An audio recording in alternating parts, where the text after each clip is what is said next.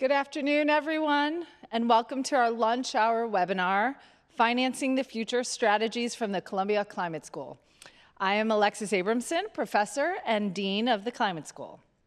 As we all know, climate change is an enormously complex challenge, but it also presents a singular opportunity for innovation, inclusive economic transformation, and new ways of investing. When you consider the measures needed for a global shift towards sustainability, the total estimated investment is between $100 and $200 trillion over the next few decades. Already, investment in renewable energy has outpaced fossil fuels, and the countries, the companies, and the institutions that invest in decarbonization, resilience, and innovation will not only lead the global economy, but also be more prepared for our future. The Columbia Climate School, the first institution in the country devoted solely to climate, recently launched our new Masters of Climate Finance degree. In collaboration with the Columbia Business School, this one-year program will meet a growing market need within banking, asset management, insurance, and other industries looking to better assess risks and opportunities associated with climate change. This is the first program of its kind in the United States, and we are thrilled to welcome our first class this fall. So today, I'll be in conversation with Lisa Sachs and Bruce Usher. Lisa is an associate professor of professional practice and director of our MS in Climate Finance program. She is also the director of the Columbia Center on Sustainable Investment, or CCSI, a joint center of Columbia Climate School and Columbia Law School. She's an expert on the ways in which laws and policies and investor practices affect sustainable development and shape global investments. She works with governments around the world, regional and international development organizations, financial institutions, companies, civil society organizations, and academic centers to understand the interrelations of investment flows and sustainable development. So, welcome, Lisa. And Bruce is a professor of professional practice at Columbia Business School. He is the Elizabeth Strickler and Mark Gologli Faculty Director of the Tamer Institute for Social Enterprise and Climate Change at Columbia Business School, as well as a professor of professional practice here at the Climate School. Bruce lectures on climate change, business, and finance, and is the recipient of multiple teaching awards. His latest book, Investing in the Era of Climate Change, was published in 2022 and selected as a top 10 business book by Publishers Weekly. Bruce is an active investor and advisor to entrepreneurial ventures focused on climate change and chairs the Tamer Fund for Social Ventures. Bruce was instrumental in designing the new climate finance degree program. So thank you, Bruce. Thank you both for joining us today. So to the audience, the session will begin with a panel discussion with Lisa and Bruce, after which we'll open up to your questions, which you can submit through the Q&A chat box. So maybe we'll start with Lisa. Lisa, climate finance, a lot of what you do is having an enormous impact, will have an enormous impact, but it's not a widely understood field, so it's good we're launching a new degree program in it.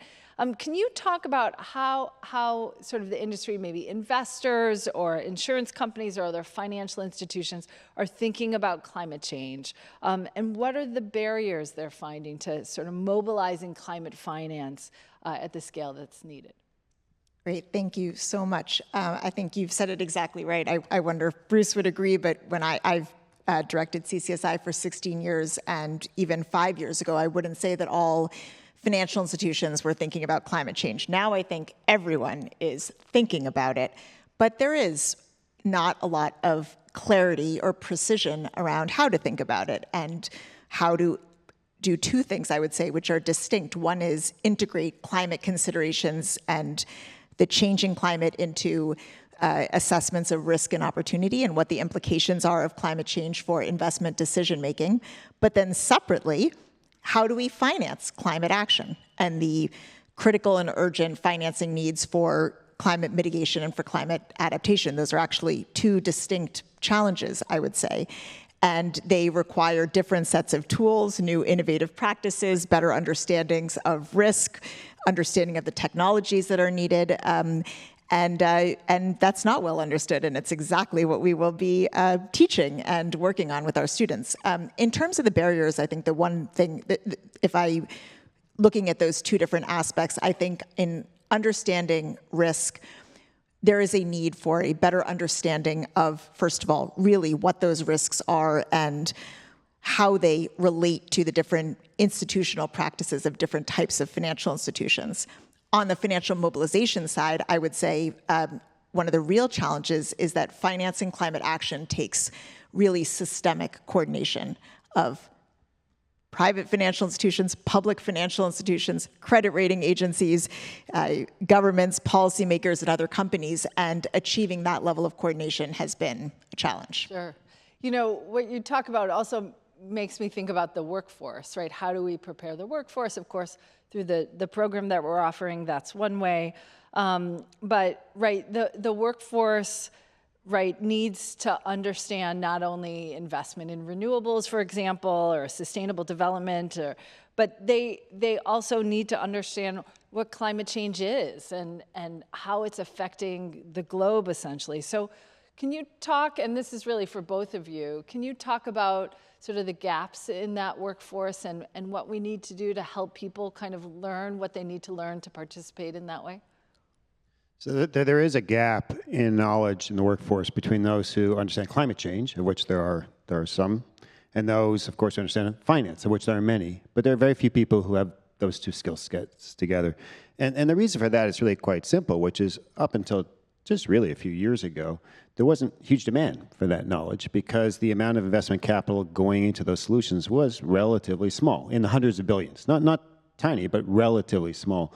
That has changed very quickly, very recently. And just to put that in context, today more than $2 trillion a year is invested just in clean energy solutions, basically solar, wind, energy storage. Compare that to the fossil fuel industry, of which there's global investment about $1 trillion. So already the amount of capital flowing to these climate solutions is twice the size of the global fossil fuel industry. So when you think about the financial sector, it's really all about mobilizing capital. That's the role of the financial sector.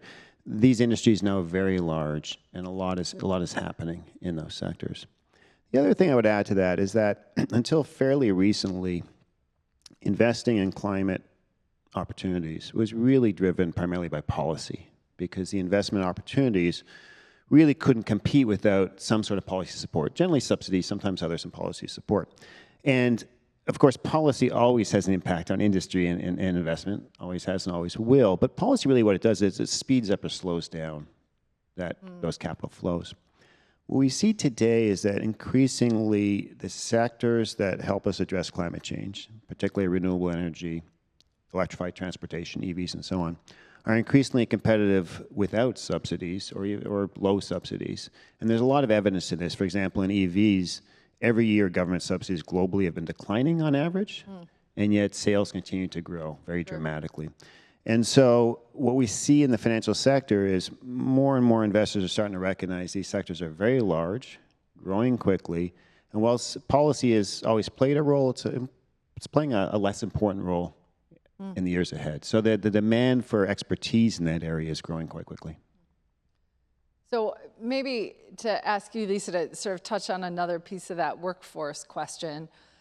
When we think about education, and specifically the climate finance program, right? What kind of skill sets then will be helping the students in the program develop to be able to enter the world that Bruce is describing?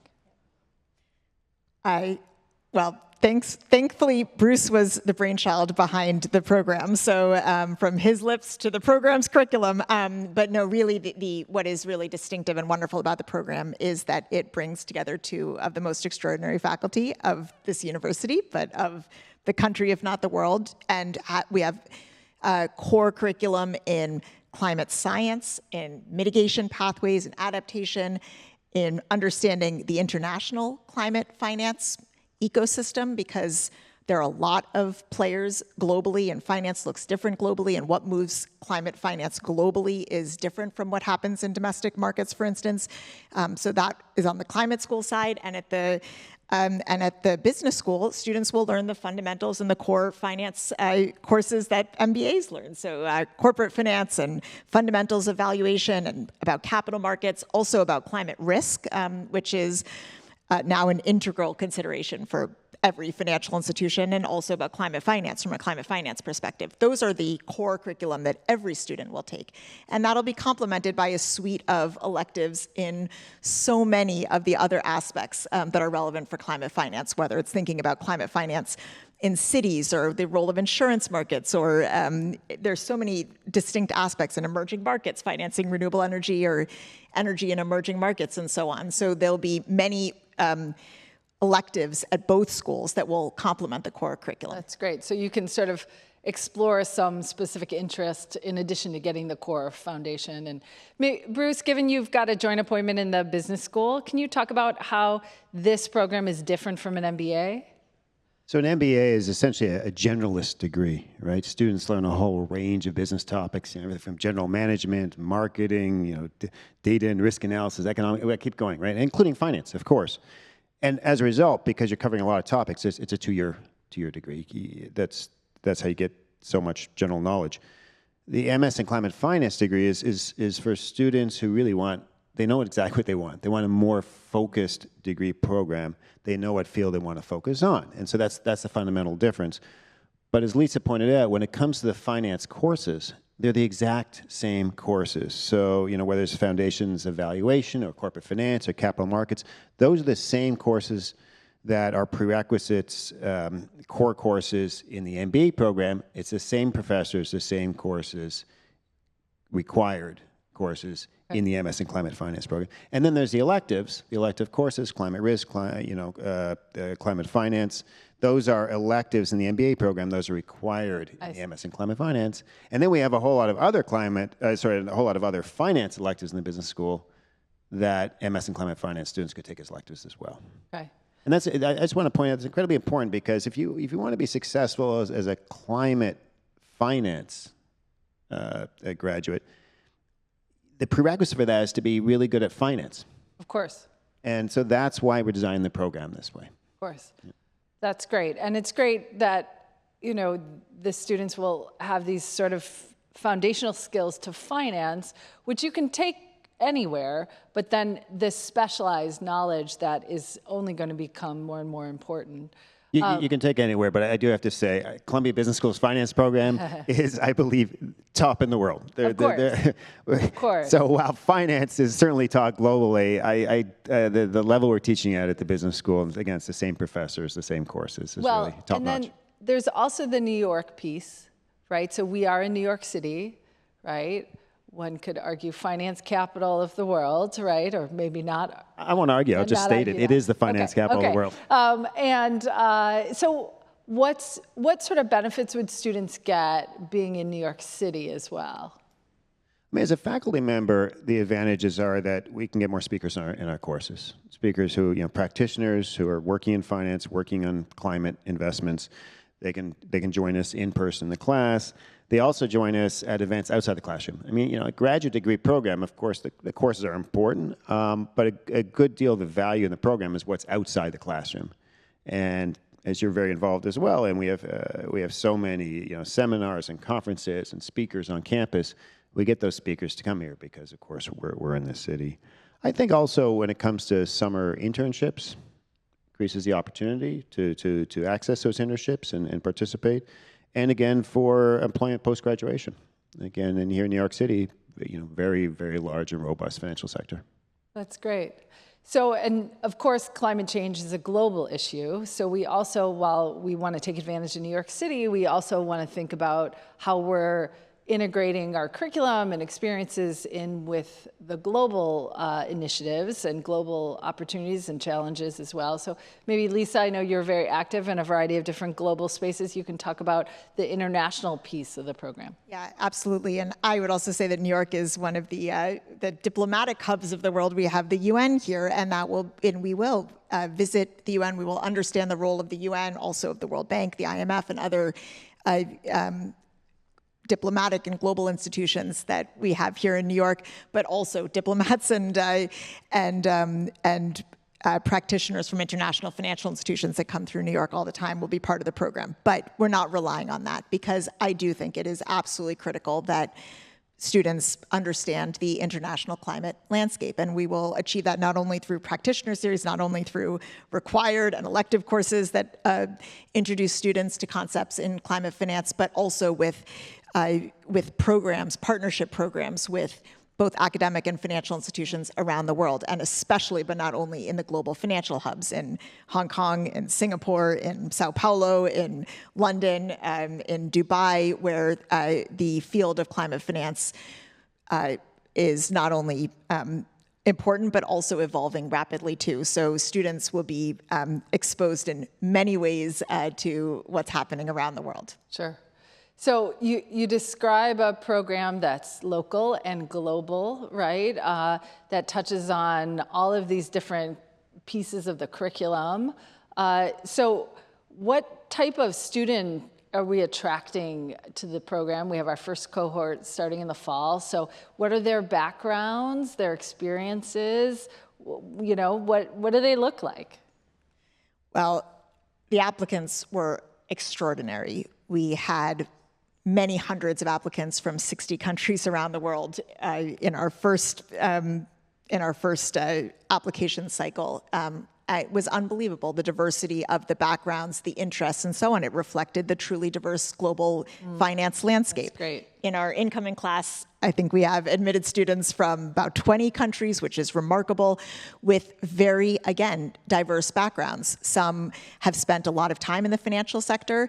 Some have spent a lot of time on climate, in the climate space, climate policy. Some are particularly interested in adaptation, some particularly interested in renewables, some particularly interested in climate risk. I think the diversity of the cohort not only reflects the diversity of the space, but will truly enrich the experiences of the cohort themselves, because they will learn from each other's experiences, their interests. They'll understand the relationship between these different aspects of climate policy and climate finance, and they'll be learning from the lived experiences of their cohort from around the world. So it's a really exceptional incoming cohort.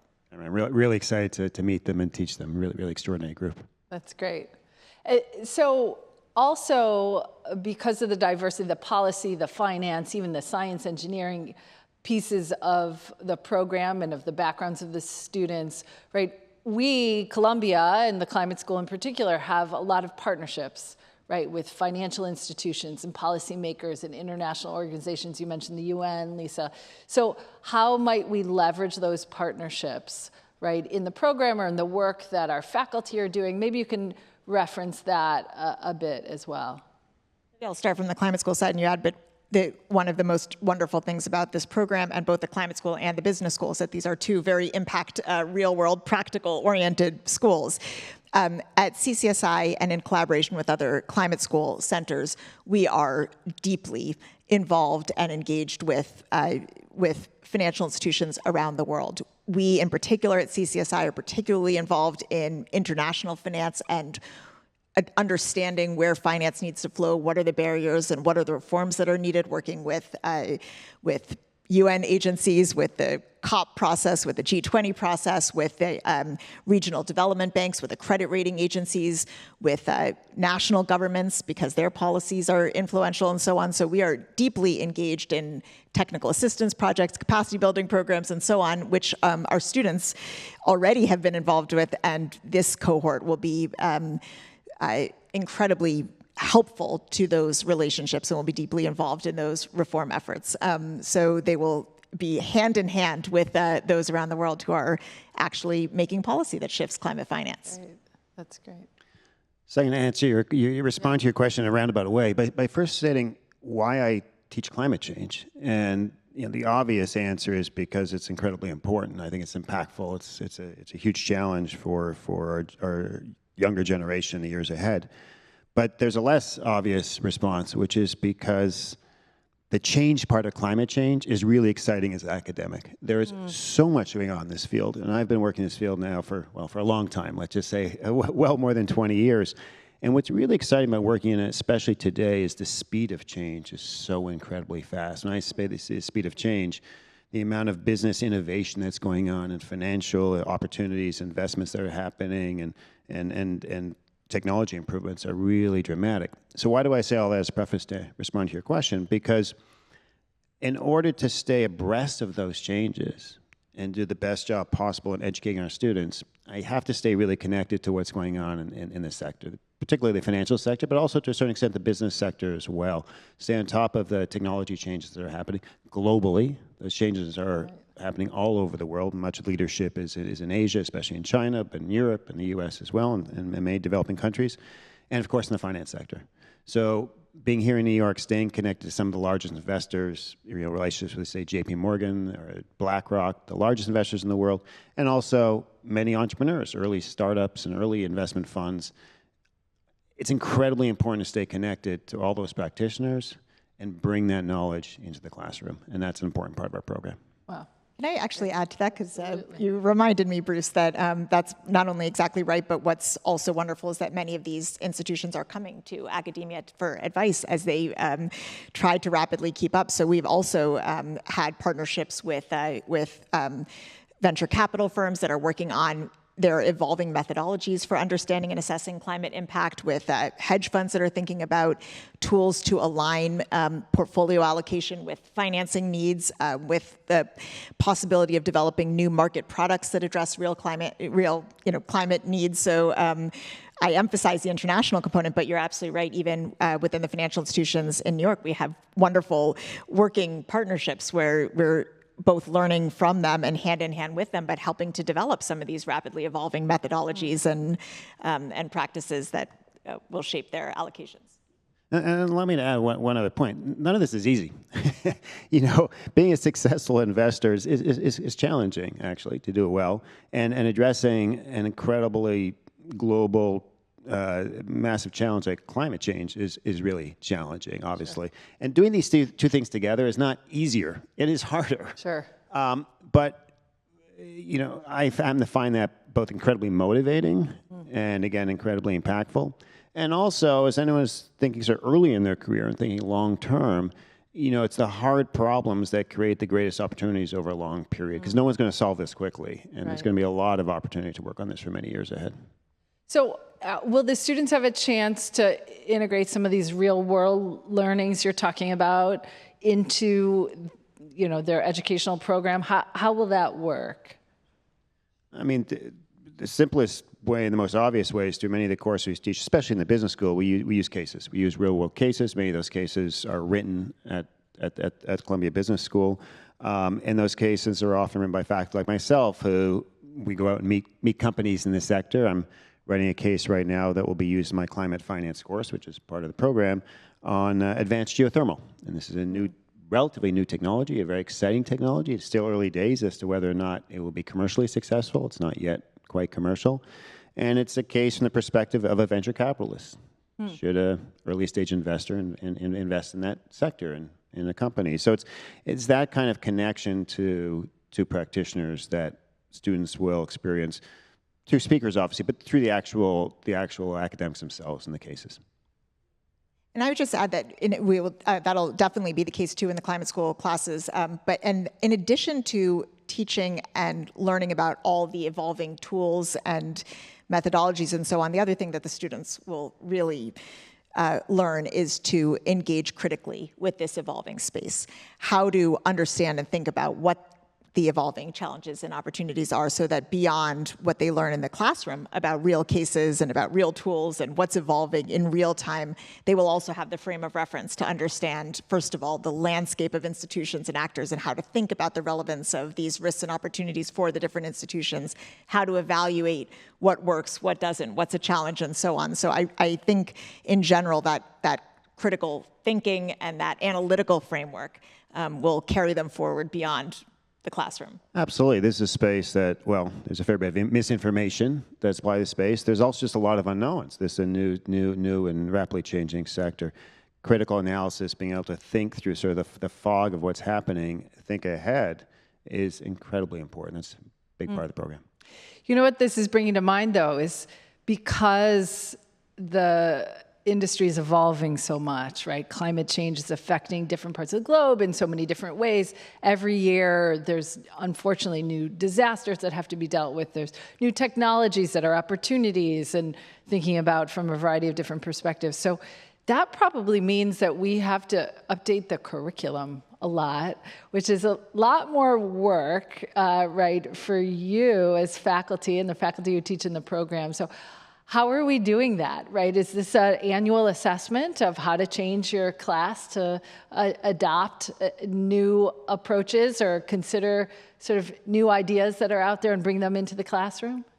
You know, I'd be happy if it was annual. I'd say it's every term. Every time we teach a course, every time we teach a class, material gets updated. Literally every time. And that can be exhausting. I'll be honest. Yeah. It's harder work than other courses. But again, that's also incredibly inspiring because there's a lot going on. And so updating those materials, you know, inspires one to do more. But yes, it's a fast-moving subject. I would say from a personal but also an institutional perspective, we're trying to understand and solve challenges. And so the teaching is part of that, and it makes the learning part as both inspiring and integral to the teaching part, which is that we are in real time as part of our mission, as part of our core work, trying to understand how can we better understand the world and where it's going and what needs to happen. And so yes, it's work, but it feels, it doesn't feel like extra work to integrate that into the curriculum. It feels like the imperative that we are constantly thinking about how you train the practitioners to be solving these problems. So yes, a lot of work, but fun and important. And let me connect this question to the comment that Lisa made a few minutes ago about our incoming class and the incredible diversity of backgrounds, experience, knowledge they bring to that. Because one of the joys of teaching a graduate school class, which this is all graduate school, is that the students themselves bring incredible amount of expertise into the classroom. And you know, one of my jobs as an educator is to draw out that expertise so that everybody can learn from it. I don't think I've ever taught a class in graduate school where I didn't walk out having learned something from the class as well, from the participants, from the students themselves. And that's one way to keep up with the changes, which is also the student involvement. Hear from the students. Maybe I can ask you to talk about the classes you'll be teaching. What do you think? You ready for that?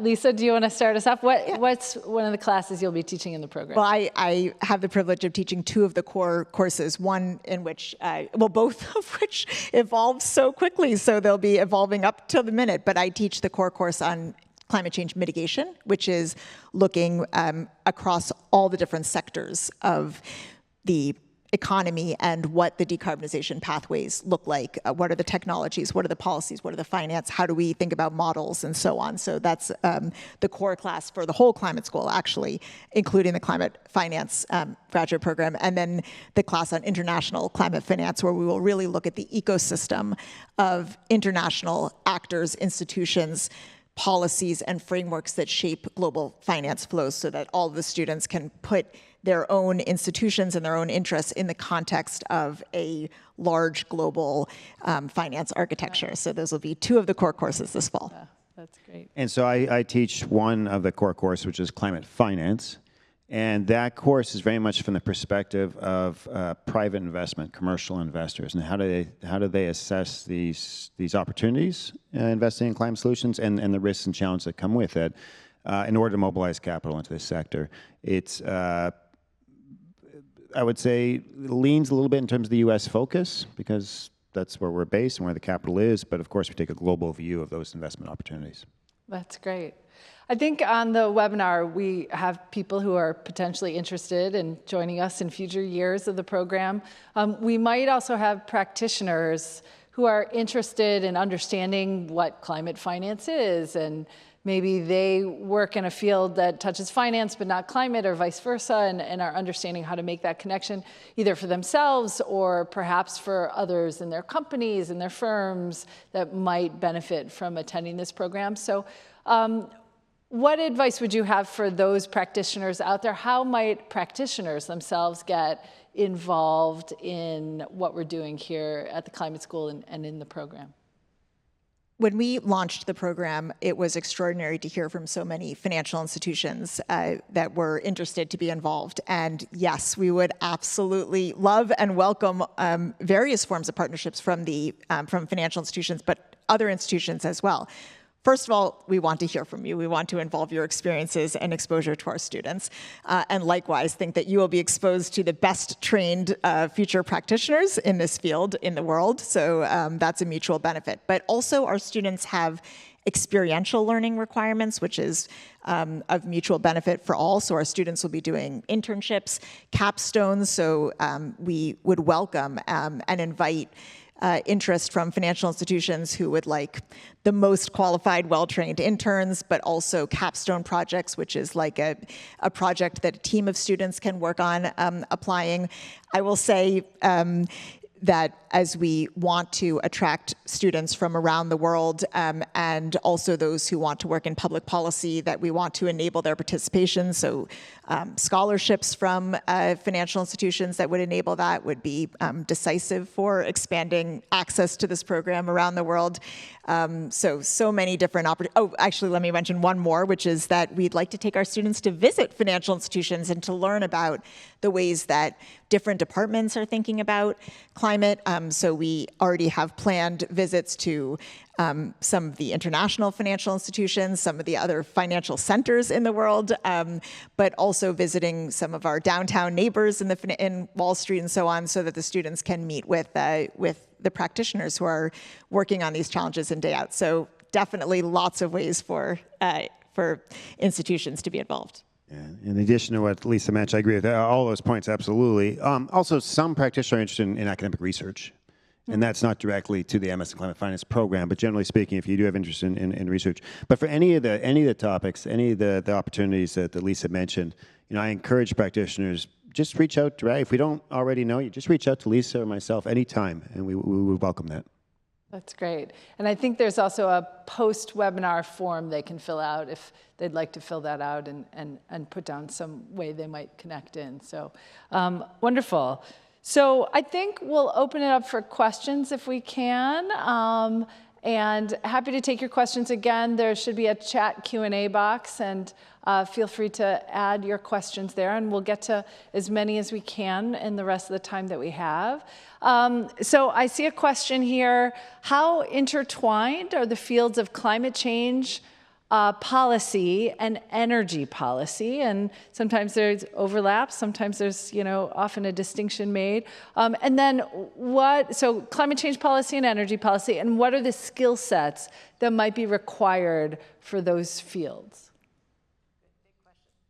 Well, the immediate response is they're very intertwined, because we think about climate policy, we're thinking about really where do we address the climate problem? In other words, where are greenhouse gas emissions emanating from, and at least 50% of the problem, actually probably closer to 70%, is directly related to energy, fossil fuel emissions. It's as simple as that, right? So energy policy and climate change policy are enormous overlap there.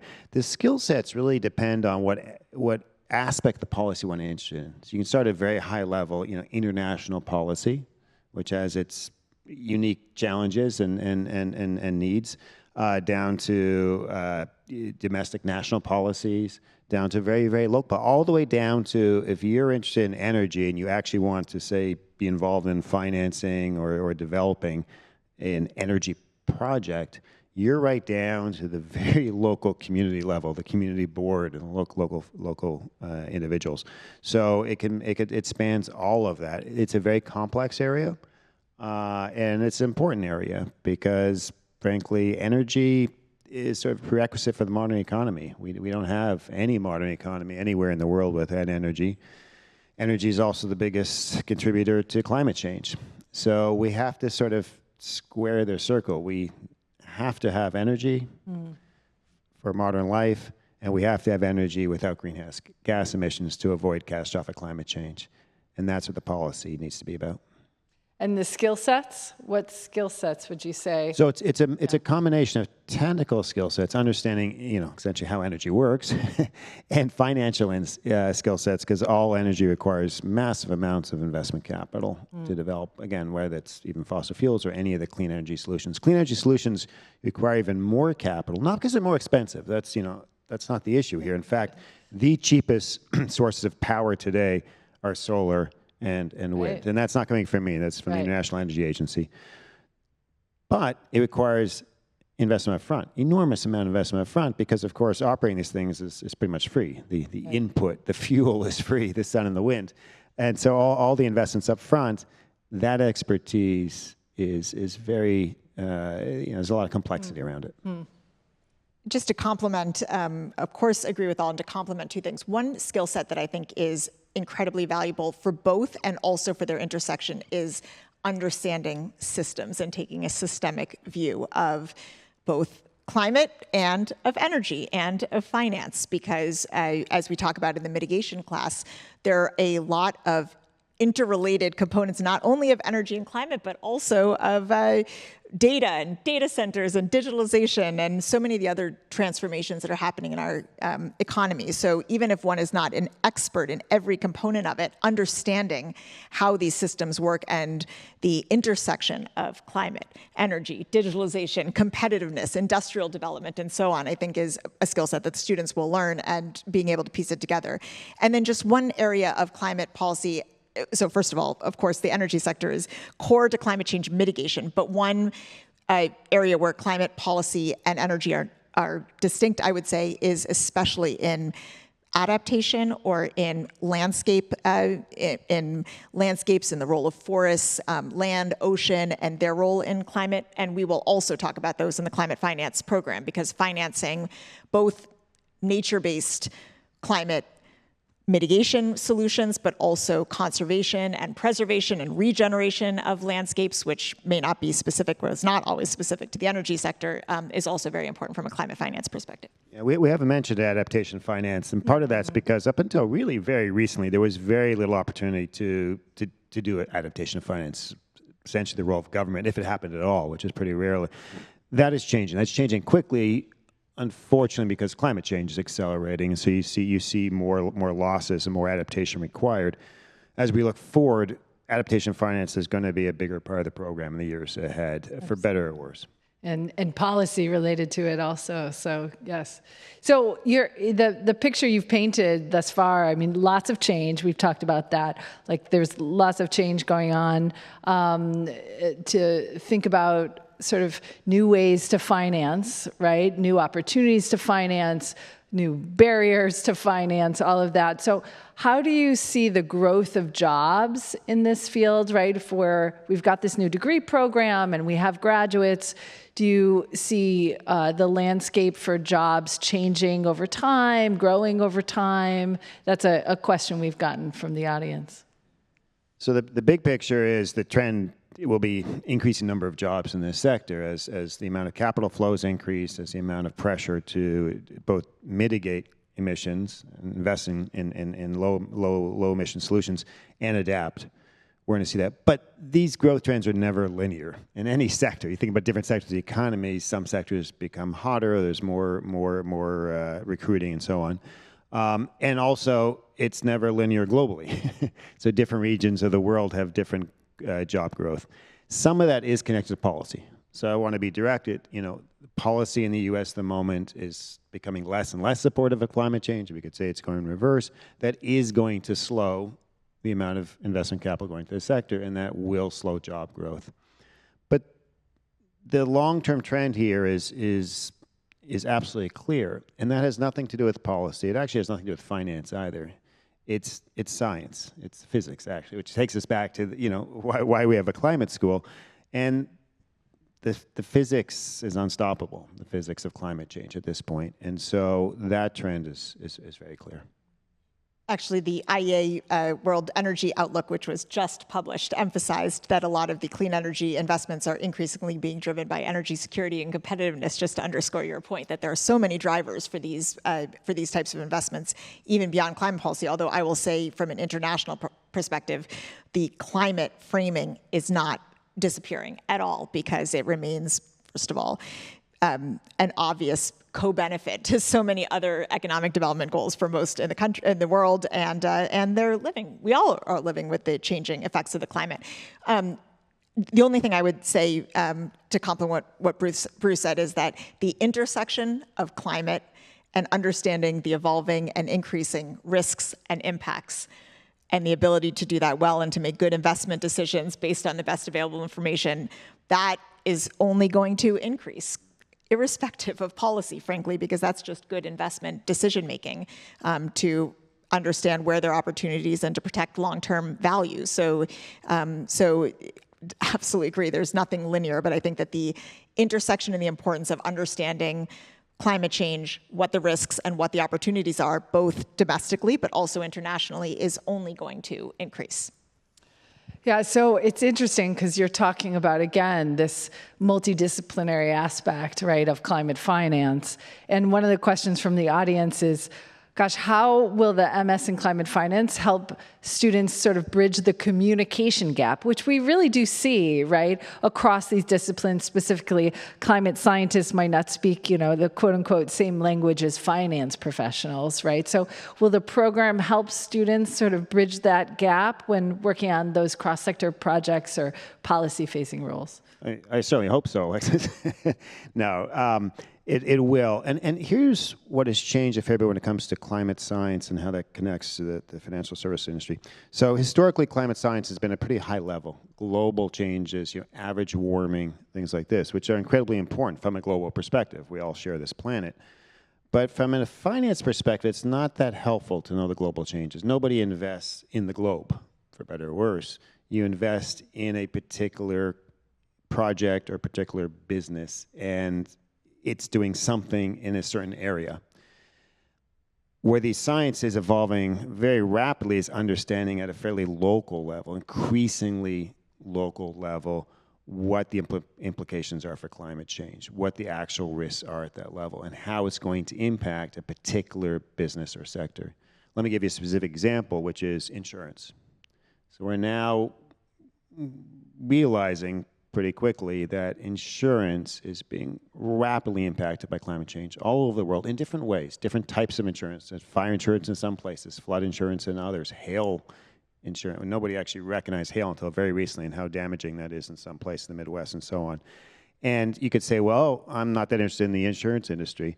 Well, let me tell you, without insurance, pretty much no other industry works. Without insurance, you can't get a you can't get a mortgage. Without a mortgage, there goes the residential real estate market and so on. So these things are all connected, and the climate science, as it gets more and more accurate, more and more local in its ability to forecast, becomes more and more useful to the financial sector, evaluating risks and figuring out how to invest. And yeah, this program is an important part of communicating that information. No, that's great. We have to have that communication piece in there is so important.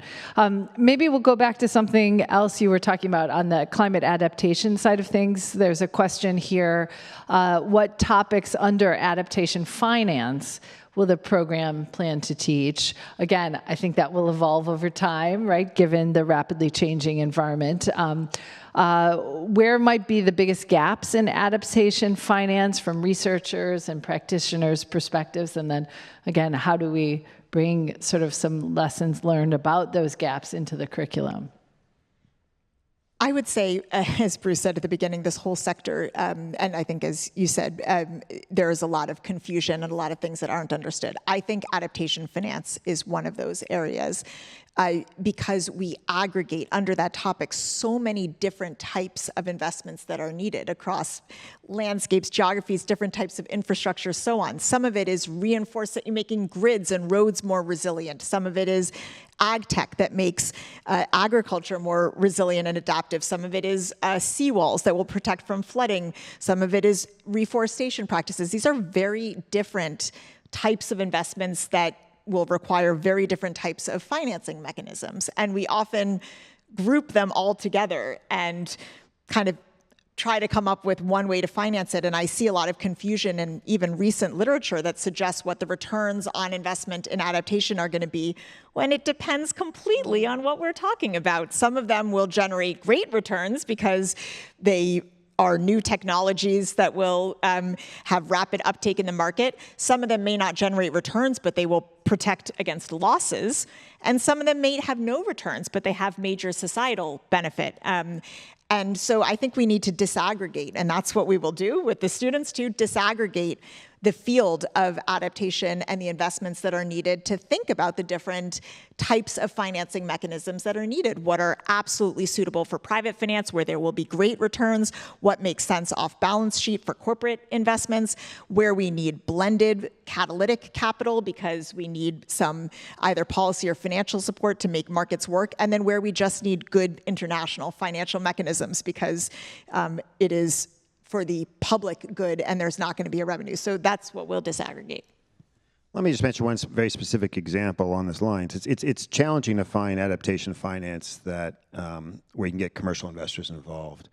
And so for my climate finance course, the one I mentioned a few minutes ago, last year I found a very interesting example and wrote a case around it. It's the Nature Conservancy, and they structure what's called a debt for nature swap and issue what's called a blue bond. And now, Nature Conservancy is a nonprofit. See, that's not commercial capital, but the tools they use, the debt for nature swap and the blue bond, are private sector tools developed by financial institutions. And the actual transaction itself involves a number of commercial financial institutions in that transaction. It's a very complex transaction, a complex case, but it is a very impactful and interesting form of adaptation finance. So that's an example. There are specific examples that we research and we teach in the program. That's great. And yes, continuously evolving. I'm really fascinated by the insurance industry and just how much the insurance industry will evolve and change in reaction to a lot of the things you mentioned, Lisa, and that will be integrated in as well as real connections to that real world application. So another question from the audience: what types of roles or sectors are the program's graduates being prepared for that may not have even existed a couple of years ago due to the evolution of climate finance? Many. I think that we're going to be seeing increasing opportunities as these considerations are increasingly integrated across sectors. So I'm seeing a rapid evolution in the types of roles already that are being created. So hard to know what's coming. What I will say is that I think that there are many new roles across, first of all, both public and private financial institutions, because public financial institutions, both regulatory bodies, but also development finance institutions, they're growing these areas very rapidly as the tools that they have and the mandates that they have to consider climate change and to think about financing mechanisms are growing. So the departments in each of these types of public financial institutions is growing at the state level, at the city level, by the way, and of course all around the world, multilateral financial institutions and so on. In the private sector, I will give it, but then Bruce, you will have to supplement. What I am seeing increasingly is a real demand for those who understand climate science, climate models, and thinking about how these different types of really understanding the specific institutional relevance of climate change will affect some of the decision making, both in the development of new products. So actually we're seeing interest from the solutions spaces of financial institutions, which is different, by the way. Usually we would see it either in risk analysis or in just the infrastructure groups, but actually in the solution space, we're seeing growing interest in trying to identify forward-looking, what are the opportunities to develop new products, to make new investments, and so on. So that's at least one area that for me is new in the private financial markets. So in the private markets, the commercial markets, you do see some new roles, things like carbon markets, which are in flux at the moment. Those didn't exist a few years ago. But I actually want to emphasize something different, which is more and more you see in commercial financial institutions, traditional roles expanding so that this kind of expertise becomes core to those traditional roles. And an example here I would say is infrastructure finance. Infrastructure finance, which can be in different parts of a financial institution. It could be in the project finance group. It could be more in their traditional capital markets area, or so on. More and more infrastructure finance really means financing climate solutions. It's financing renewable energy. It's financing battery plants. It's things like that. Now, they're viewing it as just another form of infrastructure finance. And to a certain extent, it is, but it is also very highly relevant to climate change. So sometimes I look at this and go, if all the jobs turn out to be traditional roles, I'm good with that. We just need to see this acceleration across the whole sector. To bring sort of what's really going on in the world into those traditional roles is so important. So great. We have another question specifically about the MS in climate finance and whether or not it might provide a strong foundation for pursuing a PhD. Are there opportunities at Columbia to transition to a doctoral program or conduct research in this field? And I can try and take that a bit, and then if you have anything to add, happy to hear your suggestions. We don't yet have a PhD program in the climate school. We're working on that. It of course, would be a program that is highly multidisciplinary, as all of our programs are, but that takes a bit of time given we're a new school and we're building. There are obviously faculty that are in other parts of the university that are connected to the climate school or connected to climate or sustainability, the environment, energy in other ways, and therefore affiliated with the climate school in one way or another, who do have PhD programs, PhD students. So there's always an opportunity to apply. You would have to apply, but to apply to a PhD program at Columbia, it would be sort of on the students to sort of talk about that experience through the MS in climate finance and how to bring that experience into the work they would do as a PhD student. So that's available to everybody, and I would suspect a PhD advisor in a particular field where climate finance might be either just really integral to the work that they do or could touch on and enhance the work that they do, that would be attractive. But either of you, any thoughts on that? My only thought, again, we don't know at this point because they're still developing the PhD programs, but I would say generally speaking, this kind of degree is really designed for practitioners, not for research. We're not doing research in the program. Of course, we'll sometimes refer to research papers, and that's support practitioners' work. But it's really designed for practitioners, whether they're going into financial institutions or government or nonprofits or anywhere else in the sector. But it's much more that focus.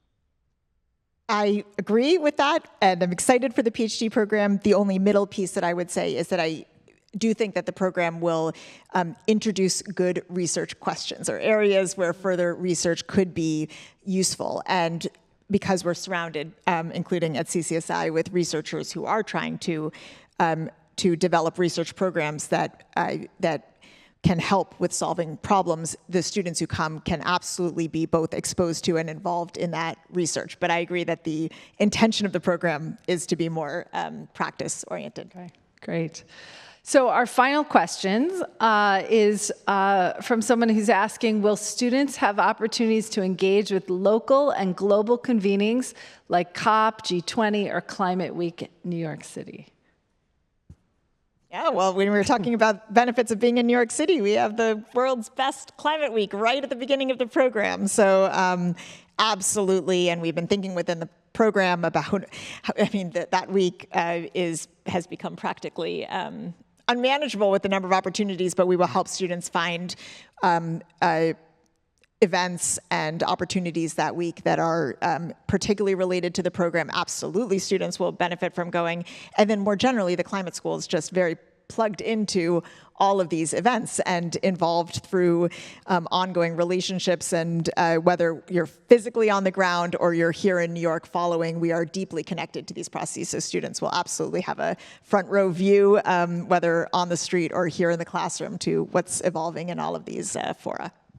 Yeah, to speak to Climate Week NYC for a moment, I think it's becoming, it's not just the biggest climate week in the world, but it's to a certain extent, it's almost replacing COP and the other convenings, particularly for the private sector.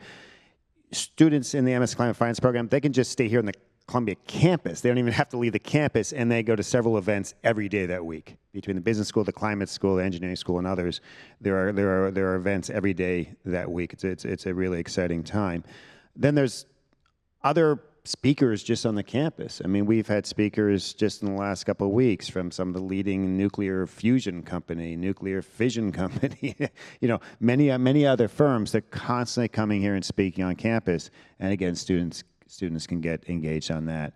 And then, of course, everything else across New York City. So the short answer is absolutely.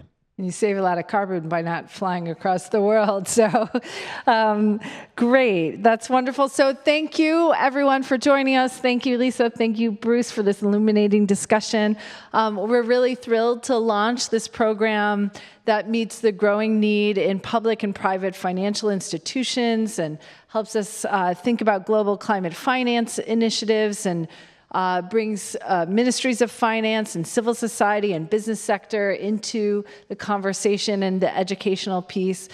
We can't do that without partners, so looking forward to the ways to further engage many of you who are joining us today.